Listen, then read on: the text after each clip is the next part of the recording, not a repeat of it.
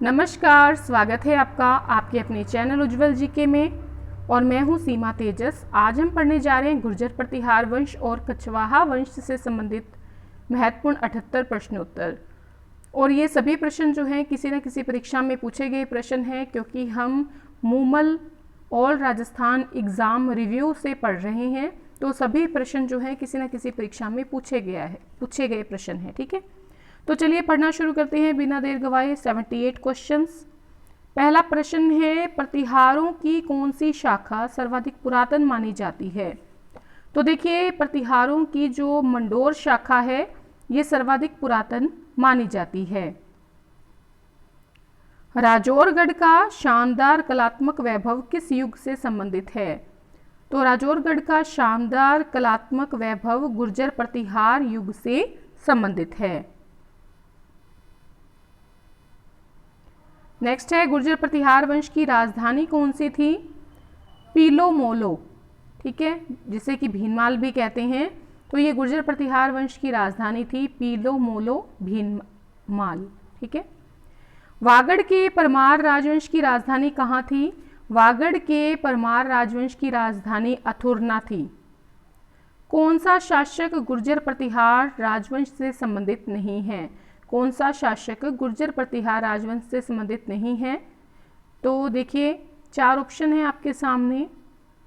उत्तर है भरत भट्ट प्रथम, ये गुर्जर प्रतिहार राजवंश से संबंधित राजा नहीं है। नागभट्ट द्वितीय हो गया, महेंद्रपाल प्रथम और देवपाल, ये तीनों जो हैं ये गुर्जर प्रतिहार राजवंश से संबंधित हैं। अब देखिए, सूची 1 और 2 सूची दी गई है, सुमेलित करना है। तो ये सारे सुमेलित हैं। विग्रहराज चतुर्थ चौहान शासक थे, हरिश्चंद्र प्रतिहार शासक थे, बप्पा रावल गुहिल थे और जयचंद जो हैं ये गढ़वाल थे।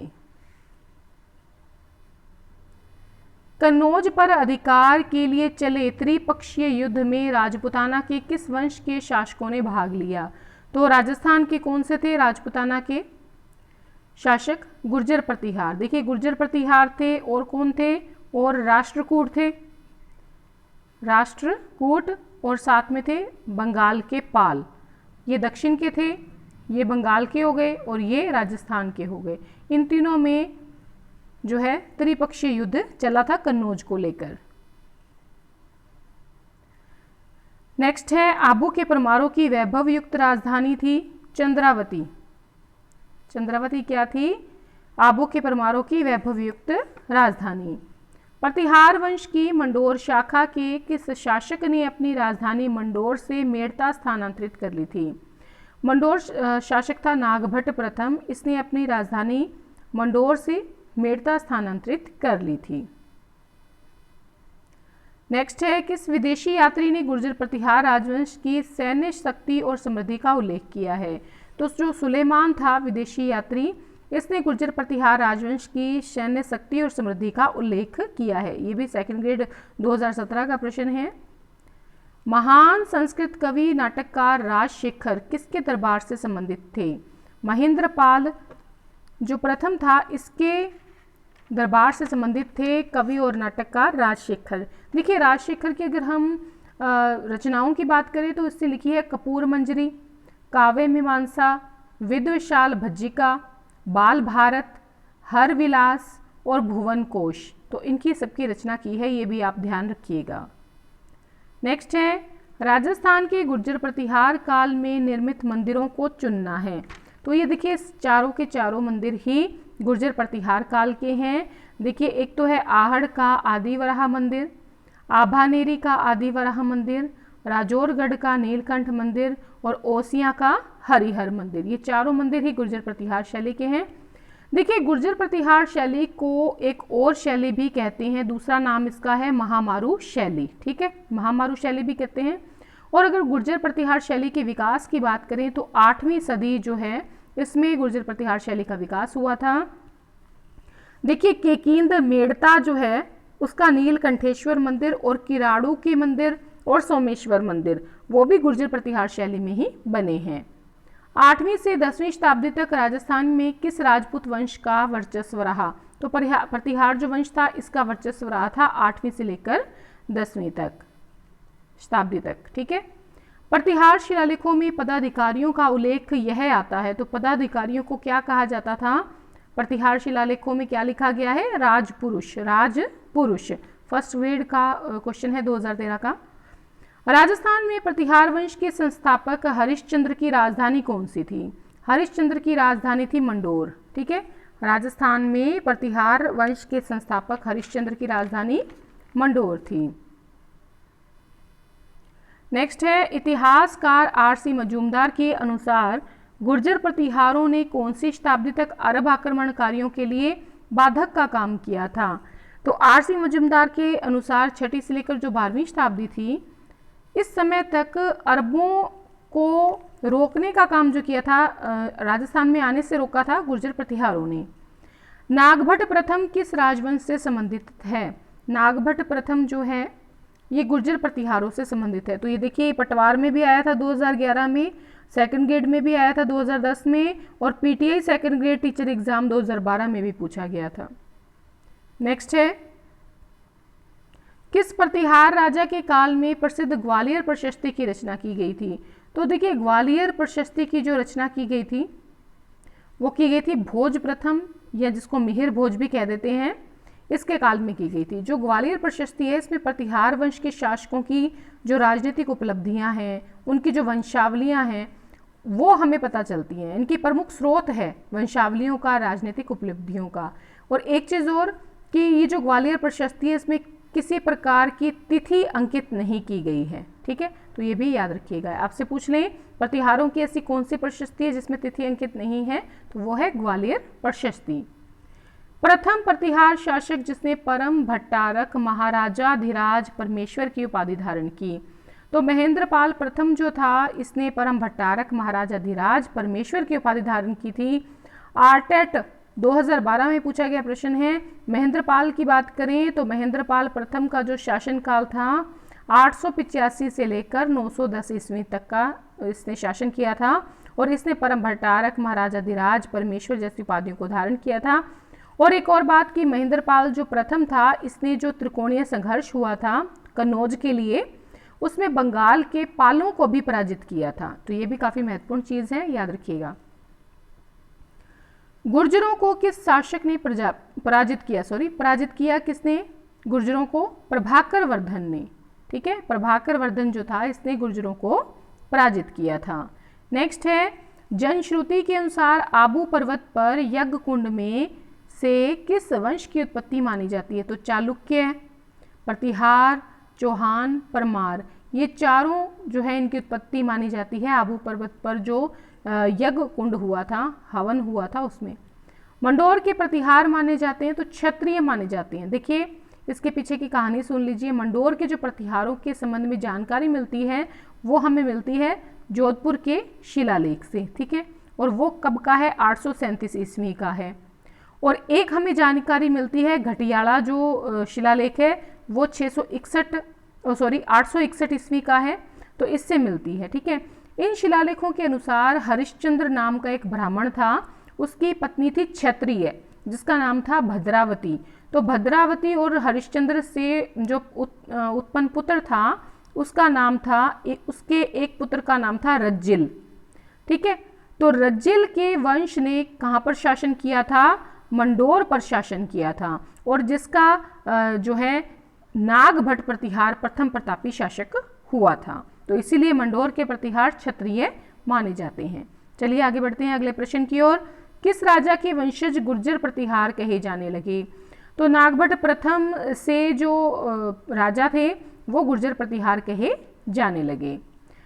नागभट्ट प्रथम की बात कर लें थोड़ी सी। 730 में ये गद्दी पर बैठा, 730 तक ये गद्दी पर रहा, 760 तक। ठीक है, ईस्वी तक।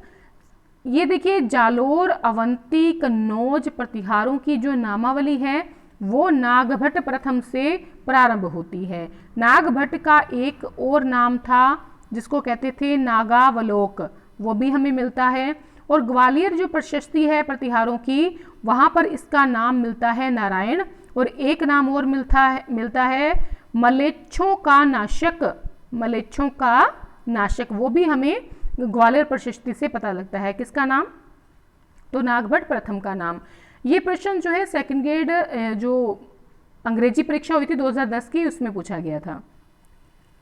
चलिए आगे बढ़ते हैं अगले प्रश्न की ओर। आदिवराह की उपाधि जिस राजपूत शासक ने धारण की वो था मिहिर भोज। ठीक है, ये कॉलेज व्याख्याता परीक्षा 2007 में भी पूछा गया है, थर्ड ग्रेड में पूछा गया 2007 में। ठीक है, मिहिर भोज की बात करें तो आदिवराह की उपाधि के साथ साथ इसने प्रभास की उपाधि भी धारण की थी। ठीक है, बाहुबली वाला प्रभास याद रख लें, तो प्रभास की उपाधि भी धारण की थी। और इसने आदिवराह नाम के जो शब्द है आदिवराह, इस आदिवराह नाम के सिक्के भी चलाए थे, तो ये भी ध्यान रखिएगा। नेक्स्ट है जोधपुर के निकट ओसियां के मंदिरों का समूह जिसकी देन है वो है प्रतिहार। जो है जोधपुर के निकट जो ओसियां के मंदिरों का समूह है किसकी देन है? प्रतिहारों की देन है। गुर्जर प्रतिहार शासक इस नाम से भी जाने जाते थे, तो अग्निवंशीय राजपूत भी कहा जाता था, अग्निकुंडीय राजपूत भी उनको कहा जाता था,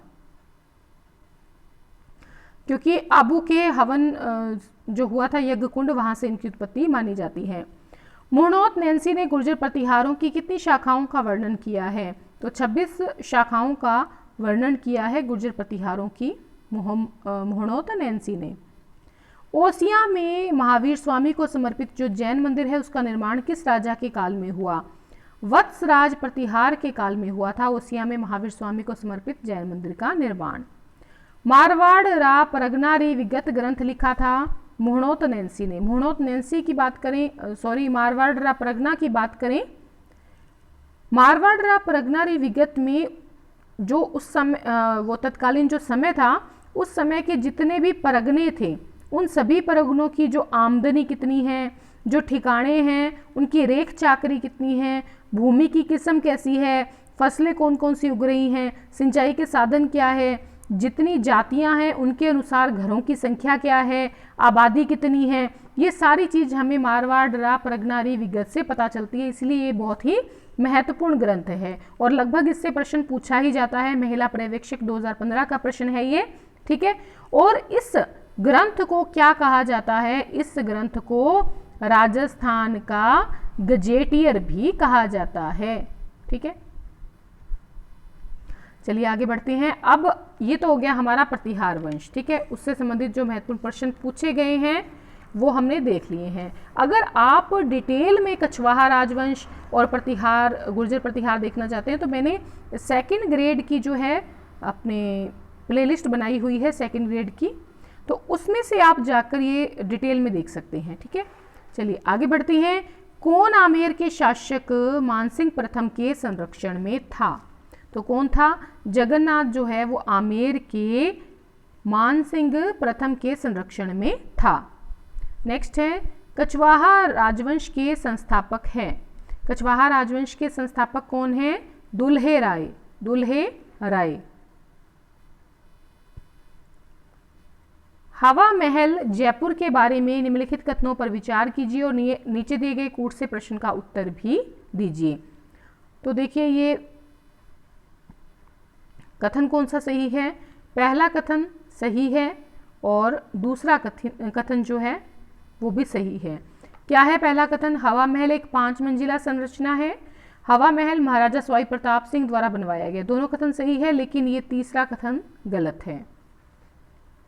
तो ऑप्शन जो है इसमें रहेगा 4 सही, 1 और 2 सही हैं।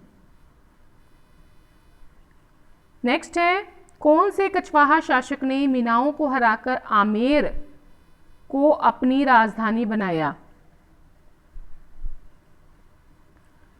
तो कोकिल देव जो है इन्होंने कछवाहा शासक थे और इन्होंने मीनाओं को हराकर आमेर को अपनी राजधानी बनाया।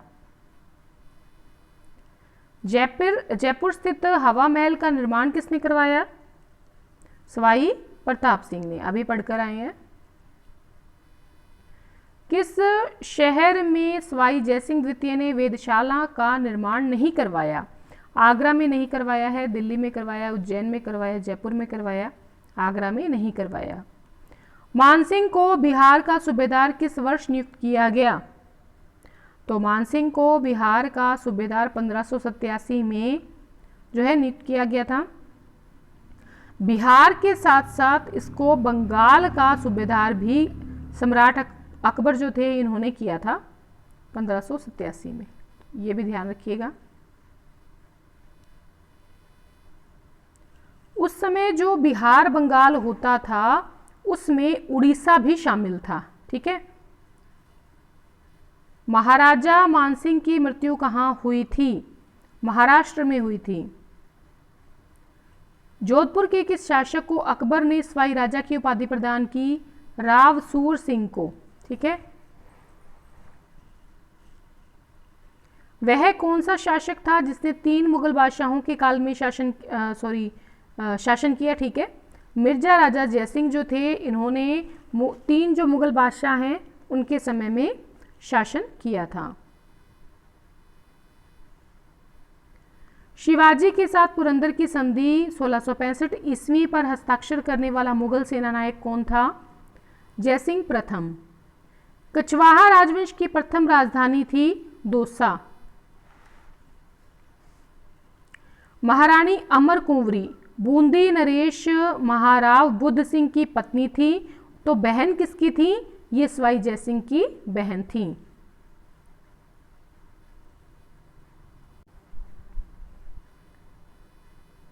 किस सन में अकबर ने मानसिंह को 7000 जात और 6000 सवार का मनसब प्रदान किया? 1605 ईस्वी में अकबर ने मानसिंह को 7000 जात और 6000 सवार का मनसब प्रदान किया। हवा महल का वास्तुकार कौन था? लालचंद था। लालचंद था हवा महल का वास्तुकार। जयपुर का कौन सा शासक 3 मुगल बादशाहों जहांगीर, शाहजहां और औरंगजेब की सेवा में रहा? तो मिर्जा राजा जयसिंह जो है इसने 3 मुगल बादशाहों के काल में सेवा दी। पहला था जहांगीर, दूसरा शाहजहां, फिर औरंगजेब। जहांगीर ने बादशाह बनने के बाद किस राजपूत शासक के मनसब में कमी की थी? तो देखिए राजा मानसिंह जो था इसको बहुत ज़्यादा बढ़ा चढ़ाकर जो है जात सवार के पद दे रखे थे अकबर ने, तो ये राजा मानसिंह को कम पसंद करता था जहांगीर, ठीक है। और इसने क्या किया? इसके मनसब में कमी कर दी थी।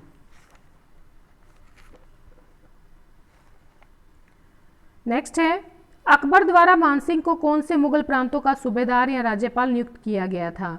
तो काबुल, बिहार, बंगाल और गुजरात का। तो ये गुजरात का नहीं था, ठीक है। काबुल, बिहार और बंगाल।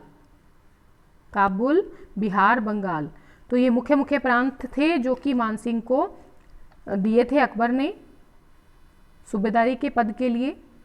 उस समुच्चय को चुनना है जिसके सभी शहरों में सवाई जयसिंह द्वितीय द्वारा जो है वेधशालाओं का निर्माण करवाया गया। एक तो है जयपुर, एक बनारस है, एक उज्जैन है, एक मथुरा है और एक दिल्ली है। विश्व की सबसे बड़ी तोप जय बाण का निर्माण किसके द्वारा करवाया गया था? जय बाण का निर्माण सवाई जयसिंह द्वितीय के द्वारा करवाया गया था। किसने यूक्लिड की रेखागणित का संस्कृत में अनुवाद किया? जगन्नाथ। देखिए जगन्नाथ जो था सवाई जयसिंह का तो क्या था? गुरु था। इन्होंने टोलेमी की अल्मुजेस्ट, कौन सी? टोलेमी की अल्मुजेस्ट, इसका अरबी में अनुवाद के आधार पर नाम रखा सिद्धांत कौस्तुभ। सिद्धांत कौस्तुभ और सम्राट सिद्धांत की रचना की थी।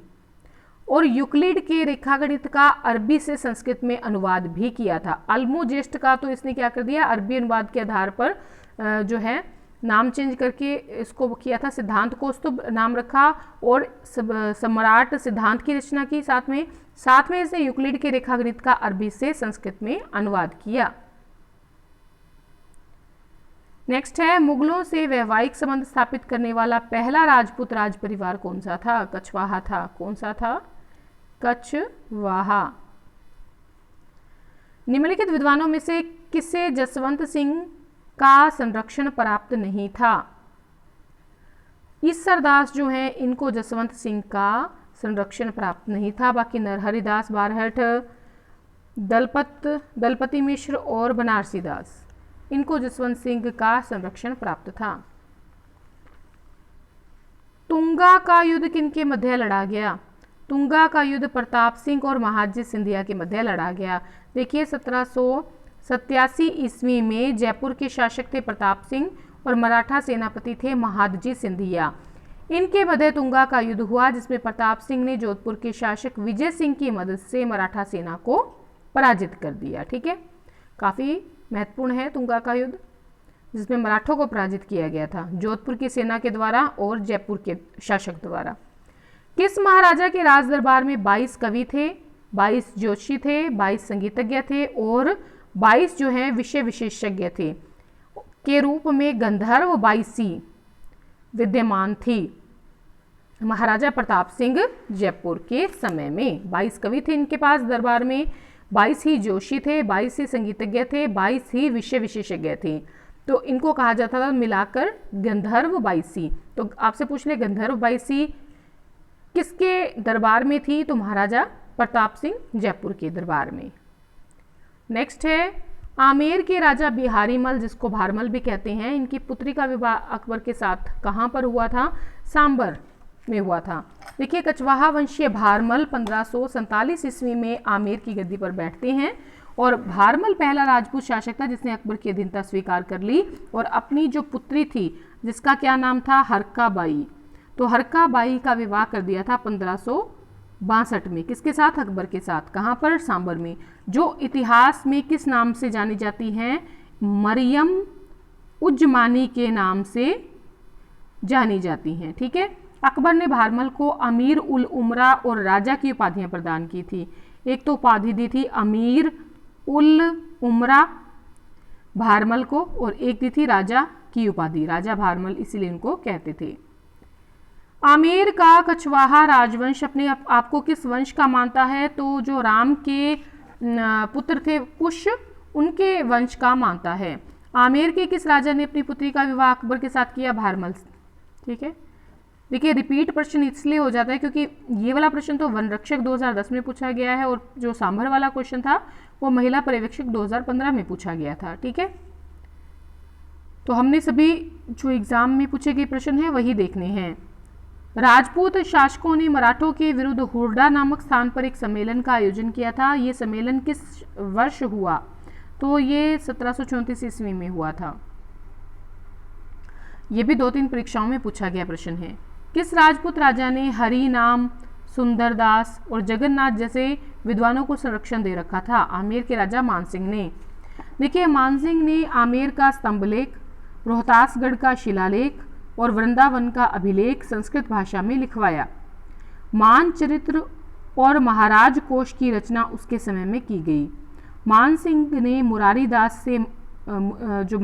मुरारीदास, जगन्नाथ, दलपत राज, हरिनाथ, सुंदरदास जैसे अनेक साहित्यकार जो थे उनके आश्रय में थे। ठीक है, जो मुरारीदास था मानसिंह का जो दरबारी था, साहित्यकार था, उसने लिखा था मान प्रकाश, याद रखिएगा मुरारीदास ने मान प्रकाश लिखा था।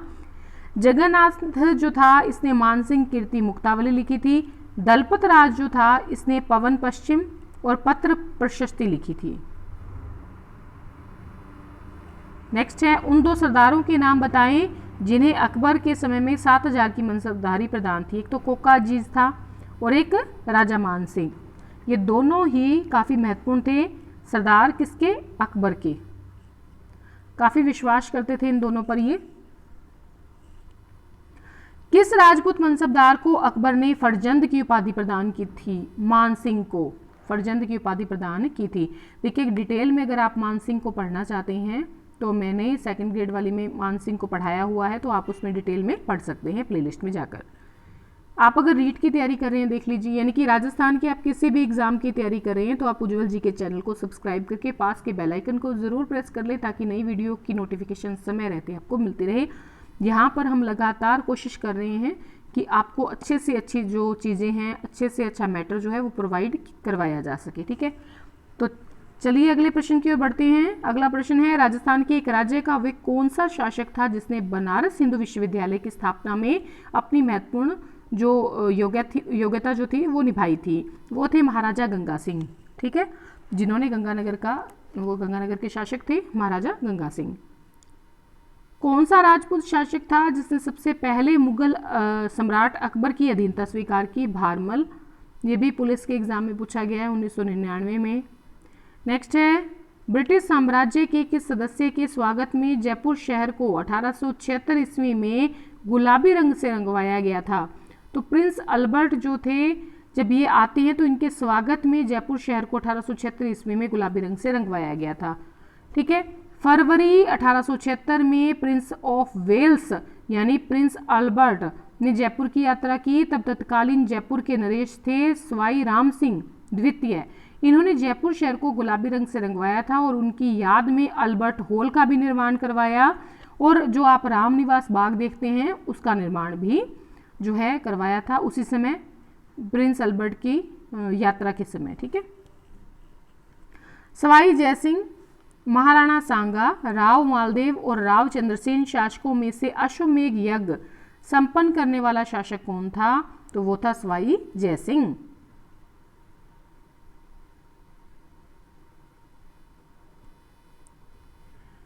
राजा मानसिंह किस शासक के विश्वसनीय जनरल थे? विश्वसनीय जनरल या सूबेदार या राज्यपाल थे? कौन? राजा मानसिंह। ठीक है। आमेर के शासक मानसिंह ने अकबर की सेनाओं का नेतृत्व करते हुए काबुल अभियान में मिर्जा हकीम खां के विद्रोह का दमन किया था। जब इसने बिहार अभियान किया मानसिंह ने, तो गिद्धगोर के शासक थे पूर्णमल, उसके विद्रोह का दमन किया। जब इसने उड़ीसा का अभियान किया, किसने? मानसिंह ने, तो अफगान के शासक थे नासिर खां, उनको परास्त किया। जब इन्होंने बंगाल का अभियान किया तो इसने कूच बिहार के शासक राजा लक्ष्मी नारायण को पराजित किया और पूर्वी बंगाल के शासक केदार को परास्त किया था। तो इस प्रकार से ये काफ़ी प्रिय बन गए थे किसके? अकबर के। और जब ये इनका जो अभियान चल रहा था, उड़ीसा वाला अभियान, बंगाल वाला अभियान, तब इनके पुत्र जगत की हो जाती है मृत्यु, और फिर बाद में इनकी जो माँ होती है जगत की, यानी कि मानसिंह की पत्नी, वो जगत जो शिरोमणि वाला मंदिर है आमेर में, उसका निर्माण करवाती हैं। और वहाँ पर जो कृष्ण जी की मूर्ति रखवाई है वो मूर्ति वही है जिसकी पूजा बचपन में मीरा किया करती थी। चलिए आगे बढ़ते हैं। राजा मानसिंह मीनाकारी कला को प्रारंभ करने के लिए 5 कारीगर आमेर में किस स्थान से लाए थे? तो लाहौर से लेकर आए थे। हुरडा सम्मेलन का उद्देश्य क्या था? मराठों के बढ़ते हस्तक्षेप को रोकना। देखिए जुलाई 1734 में हुरडा कहाँ था? हुरडा था भीलवाड़ा में, ये भी याद रखिएगा। तो भीलवाड़ा हुरडा में राजपुतानों में जो मराठा का बढ़ता हस्तक्षेप था और जो आक्रमण थे उनको रोकने के लिए जयपुर के नरेश सवाई जयसिंह की प्रेरणा से राजपूत शासकों का एक सम्मेलन आयोजित किया जाता है और उसकी अध्यक्षता कौन करता है? मेवाड़ के महाराणा जगत सिंह द्वितीय करते हैं। और वो एक चीज करते हैं कि जितने राजपूत शासक होंगे वो मराठों के विरुद्ध एकजुट होकर क्या करेंगे? युद्ध में लड़ेंगे। ठीक है। चलिए आगे बढ़ते हैं। छत्रपति शिवाजी को पुरंदर की संधि 1665 करने के लिए विवश किसने किया था? तो मिर्जा राजा जयसिंह जो थे इन्होंने विवश किया था शिवाजी को। ठीक है। देखिए मिर्जा राजा जयसिंह और शिवाजी के मध्य 1665 ईस्वी में पुरंदर की संधि के तहत शिवाजी ने मुगलों की अधीनता स्वीकार कर ली। 12 लाख हुण आय का जो क्षेत्र था वो मुगलों को सौंप दिया, जिससे 12 लाख की आमदनी होती थी। साथ में 23 किले मुगलों को समर्पित कर दिए और शिवाजी का जो पुत्र था संभाजी, उसको 5000 का मनसब प्रदान किया गया था। ठीक है, औरंगजेब के दरबार में।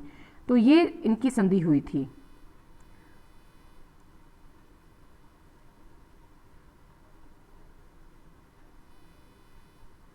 नेक्स्ट है, मुगल बादशाह शाहजहां और औरंगजेब के शासनकाल में निरंतर मुगल दरबार में कार्य करने वाले जयपुर के शासक का नाम बताएं। तो मिर्जा राजा जयसिंह। नेक्स्ट है, अकबर ने सर्वोच्च मनसब 7000 किस राजपूत शासक को दी? राजा मानसिंह को। नेक्स्ट है अकबर ने सर्वोच्च मनसब 7000 किस राजपूत शासक को दिया था? तो राजा मानसिंह को दिया था। ठीक है। आमेर के किस शासक ने सर्वप्रथम मुगलों के साथ संधि की थी? तो जो भारमल था इसने सबसे पहले मुगलों के साथ संधि की थी। नेक्स्ट है सूबा जहां राजा मानसिंह प्रथम ने मुगल साम्राज्य के सूबेदार के रूप में काम नहीं किया। तो गुजरात जो है यहाँ पर राजा मानसिंह प्रथम ने मुगल साम्राज्य के सूबेदार के रूप में कार्य नहीं किया। राजा मानसिंह की बात करें तो इन्होंने काबुल, बिहार, बंगाल में काम किया था। ठीक है। किसे सवाई जयसिंह का संरक्षण प्राप्त नहीं था? किसे प्राप्त नहीं था? तो बिहारी को प्राप्त नहीं था। बाकी देखिए रत्नाकर भट्ट हैं, विद्याधर हैं, जगन्नाथ हैं, इनको प्राप्त था सवाई जयसिंह का संरक्षण। और नेक्स्ट है जयपुर का कौन सा शासक कविताओं में अपना उपनाम ब्रजनिधि लिखता था? ब्रजनिधि लिखता था सवाई प्रताप सिंह। 12 कोटड़ी के नाम से कौन सा राज्य प्रसिद्ध था? 12 कोटड़ी के नाम से आमेर जो है वो प्रसिद्ध था। जयपुर में राम प्रकाश थिएटर की स्थापना किस महाराजा के काल में हुई? महाराजा राम सिंह द्वितीय के काल में। अंतिम प्रश्न है किस मुगल सम्राट ने सवाई जयसिंह को राजराजेश्वर की उपाधि से विभूषित किया था? मुहम्मद शाह ने। मुगल बादशाह ने सवाई जयसिंह को राजराजेश्वर, श्री राजाधिराज की उपाधियों से सम्मानित किया था। तो आज के लिए इतना ही। अगर आपको वीडियो पसंद आई है प्लीज़ अपने अधिक से अधिक जो मित्र हैं उनमें वीडियो को शेयर करें। कम से कम 10 मित्रों में वीडियो को शेयर ज़रूर करें। अगली जो हमारी वीडियो होगी वो मेवाड़ राजवंश से संबंधित होगी। ठीक है। जो मेवाड़ राजवंश है उसको हम पढ़ेंगे और उसके महत्वपूर्ण 104 प्रश्न जो हैं वो हम देखेंगे और सभी प्रश्न जो है किसी न किसी परीक्षा में पूछे गए प्रश्न होंगे। तो आज के लिए इतना ही। अगर वीडियो पसंद आई है तो एक लाइक ज़रूर करें। आज के लिए इतना ही। धन्यवाद।